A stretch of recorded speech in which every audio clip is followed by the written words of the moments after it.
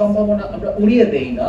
আবার অনেক বেশি গরম পড়লে কিছুটা লোডশেডিং করা লাগতে পারে। কারণ হচ্ছে মধ্যপ্রাচ্য সংকটের কারণে বিদ্যুৎ উৎপাদনে আমাদের চাপ তৈরি হয়েছে। জ্বালানি সংকট, আমরা প্রচুর তরল জ্বালানির কথা বলি, এটাও তরল এলএনজি, কিন্তু এটা পরবর্তীতে গ্যাস হয়ে আমাদের যেহেতু এলএনজি নির্ভর বিদ্যুৎ কেন্দ্র অনেক বেশি আছে, এটা প্রাপ্যতারও সংকট তৈরি হয়েছে। একটা সংকটের কারণে যদি 20-25% এলএনজির সংকট হয়ে যায়, তখন আপনি টাকা দিলেও 2.5 গুণ 3 গুণ দামে কিনতে চাইলেও সবসময় পেয়ে ওঠা হবে না। সো এই ধরনের সংকট হতে পারে, আমি বলছি না যে হবেই, কিন্তু সরকার সর্বোচ্চ চেষ্টা করবে। কিন্তু জনগণের এক ধরনের মানসিক প্রস্তুতি একটু রাখা লাগবে। আমরা গতদিন কথা বলেছি এবং সেটা যাতে মোটামুটি সুষমভাবে বর্ধিত হয়, লোডশেডিং যদি হয়, সেই চেষ্টা সরকার করবে।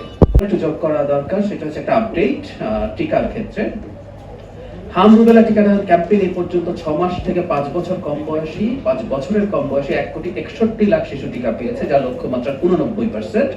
আগামী কয়েকদিনে শতভাগ লক্ষ্য অর্জন করা যাবে। এছাড়া যেটা হয়েছে, টিবি হাসপাতালে যুক্তরাষ্ট্রের পক্ষ থেকে যক্ষা রোগ শনাক্ত করার 6 লাখ জিন এক্সপার্ট কার্ট্রিজ ও 11,000 শিশুর জন্য যক্ষা প্রতিরোধী ওষুধ অনুদান হিসেবে পাওয়া গেছে।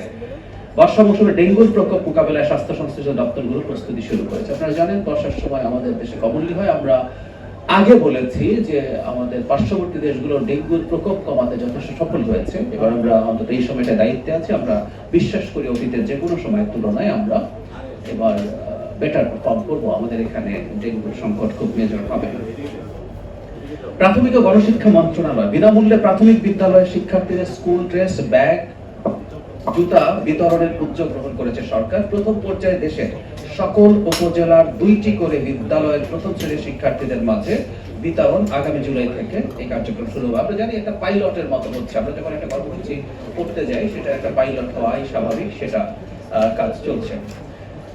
জ্বালানি মন্ত্রণালয়ে খুব বিস্তারিত কিছু তথ্য আছে, আপনারা এগুলো পেয়ে যাবেন, কিন্তু আমি এগুলো খুব বেশি রিড আউট করছি না। কারণ সোফার জ্বালানি, গত সপ্তাহে আমরা বলেছি জ্বালানি খুব মেজর সংকট আসলে ছিল না।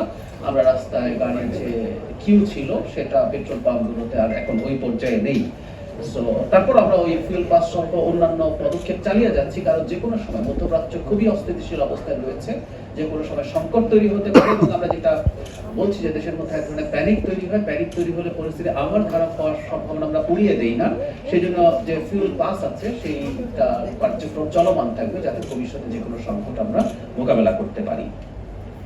জ্বালানি মজুদ 2 মেতে diesel 2,34,965 metric ton, octane 34,734 metric ton, petrol 19,306 metric ton, furnace oil 27,302 metric ton, jet fuel 32,831 metric ton.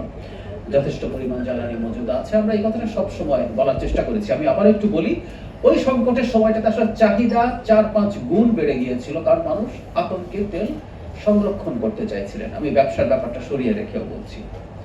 বিদ্যুৎ বিভাগ 28 এপ্রিল থেকে 4 মে অবধি দেশের কোথাও লোডশেডিং করতে হয়নি। কোথাও বিদ্যুৎ যায়, আপনারা নিশ্চয়ই জানেন। এই লোডশেডিং করতে না হলেও বিদ্যুতের বিভ্রাট কিন্তু দুটো কারণে হয়।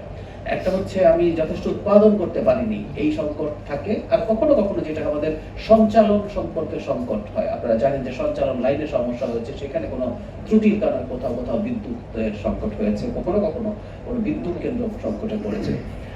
তবে আমরা এটুকু আবার একটু জনগণের উদ্দেশ্যে জানিয়ে রাখতে চাই, এটাও ফ্যাক্ট, পুরো কৃতিত্ব আমরা সরকারের দিক থেকে না নিয়ে বলতে চাই, এই সময়টা যথেষ্ট বৃষ্টি হয়েছে, ঠান্ডা হওয়ার কারণে এই সংকটটা আমরা ফেস করিনি।